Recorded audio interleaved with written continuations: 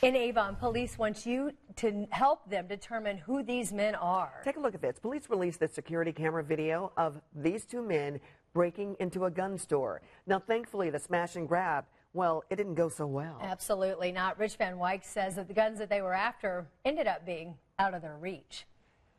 The pair of thieves who smashed through a gun store got away with a few knives. The hundreds of guns they came after were locked away in gun safes, like they are every night. Co-owner Doug Hunter.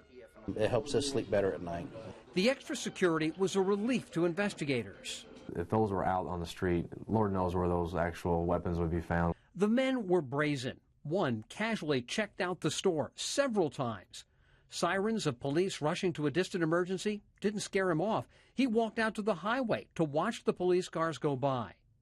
Almost 9 minutes later, the pair smashed open a front door. Despite a blaring alarm, they went in looking for guns. We are operating under the assumption that these individuals are dangerous, that these individuals are engaged in this activity on somewhat of a regular basis, and that's why it's important that people reach out and help us get these guys identified.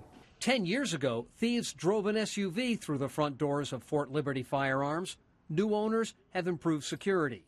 The front of the store is well lighted. There's also security cameras keeping track of who comes and goes. And down here, concrete steel posts. They'll stop anything that tries to drive through the front door. And store owners follow federal safety recommendations and lock their guns away. It is a lot of work. So it usually takes 2 to 3 people, several hours a day to do this process. A process that kept deadly weapons from falling into the wrong hands. Rich Van Wyk, Channel 13, Eyewitness News. And now Avon police are asking if you have any information about the men or the robbery, please call Crime Stoppers. Their number is 262-TIPS.